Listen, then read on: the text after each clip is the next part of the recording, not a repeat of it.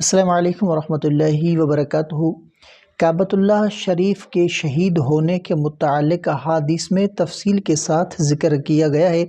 یہ واقعہ قیامت سے پہلے پیش آئے گا اور وہ بعض خاص اقوام اس عمل میں ملوث ہوں گے۔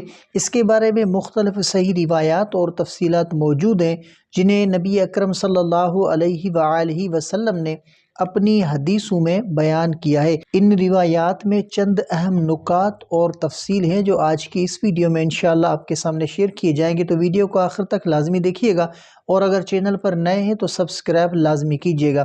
سب سے پہلے کہ کعبۃ اللہ کے شہید ہونے کے بارے میں مختلف روایات میں ذکر ہے کہ قیامت سے پہلے ایک ایسی قوم آئے گی جو کعبۃ اللہ کو منہدم کرے گی۔ اس قوم کو یمن کے لوگ یا حبشی لوگ کہا گیا ہے۔ ان کا مقصد کعبۃ اللہ کو گرا کر اس کی عمارت کو مٹی میں ملا دینا ہوگا۔ یہ واقعہ قیامت سے قبل بڑے فتنوں اور جانی و مالی نقصان کا آغاز ہوگا، اور اس کے ساتھ ساتھ اسلام میں فتنوں کی شدت میں اضافہ ہوگا۔ کعبے کی شہادت کے بارے میں مختلف حدیثوں میں یمن یا حبشہ ایتھوپیا کے لوگوں کا ذکر کیا گیا ہے، جنہیں ذو السویقتین یعنی دو پیسوں والے یا سیاہ فہم کہا گیا ہے۔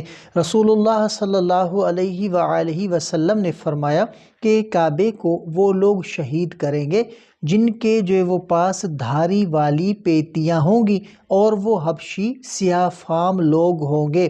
ایک اور حدیث میں آیا ہے کہ قیامت سے قریب ایک قوم کعبے کو گرا دے گی۔ وہ لوگ حبشی ہوں گے جن کے پیٹ پر دھاریں پڑی ہوں گی، وہ کعبہ کے دروازے کو کھینچ کر گرا دیں گے۔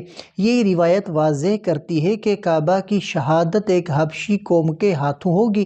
یہ روایت یہ بتاتی ہے کہ کعبہ کی شہادت محض عمارت کی تباہی نہیں ہوگی، بلکہ اس میں بہت زیادہ تباہی اور بربادی کی طرف اشارہ کیا گیا ہے۔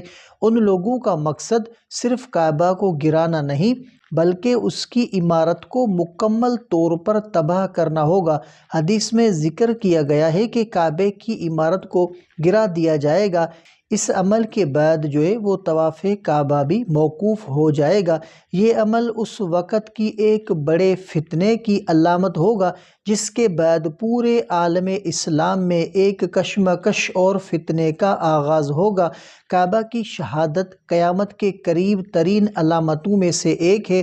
یہ واقعہ اس بات کی نشاندہی کرتا ہے کہ دنیا میں فساد بڑھ جائے گا اور اللہ کا عذاب آنا شروع ہو جائے گا۔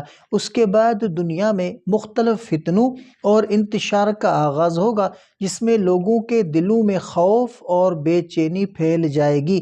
حضرت عبداللہ بن عباس رضی اللہ تعالی عنہ سے روایت ہے کہ جب کعبہ شہید ہوگا تو اس کے بعد فتنوں کا آغاز ہوگا اور اللہ کی طرف سے عذاب آنا شروع ہو جائے گا۔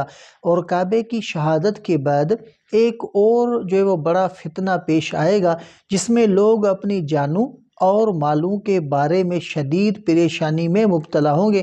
رسول اللہ صلی اللہ علیہ وآلہ وسلم نے فرمایا کہ جب کعبہ کی شہادت ہو جائے گی تو پھر تمہیں بہت بڑی تباہی کا سامنا ہوگا۔ اس کے بعد اللہ کا عذاب زمین پر نازل ہونے کی توقع کی جاتی ہے اور ایک بدترین دور کا آغاز ہوگا۔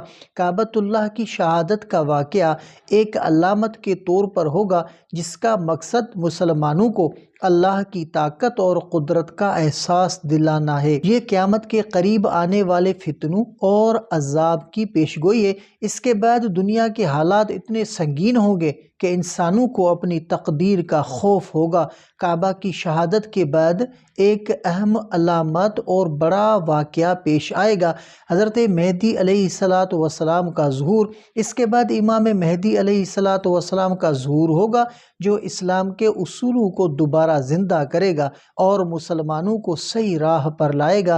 اور حضرت عیسیٰ علیہ السلام کا نزول، حضرت عیسیٰ علیہ السلام کا نزول بھی اس دور کی اہم وہ علامت ہے جو کعبہ کی شہادت کے بعد ہوگا۔ کعبۃ اللہ کا شہید ہونا ایک بہت اہم اور اہمیت رکھنے والا واقعہ ہوگا جو قیامت کے قریب پیش آئے گا۔ حبشی لوگ جو کہ یمن یا ایتھوپیا کے ہو سکتے ہیں کعبہ کو گرا دیں گے۔ یہ واقعہ فتنوں کا آغاز ہوگا اور قیامت کے قریب دنیا کے حالات جو ہے مزید پیچیدہ ہو جائیں گے۔ اس واقعے کے بعد اسلام میں نئے فتنوں کا آغاز ہوگا اور امام مہدی اور عیسیٰ علیہ السلام کا ظہور ہوگا جو مسلمانوں کو دوبارہ صحیح راستے کی طرف لے جائیں گے۔ تو اللہ تبارک و تعالی ہمیں اور آپ کو دین کے اوپر استقامت عطا فرمائے۔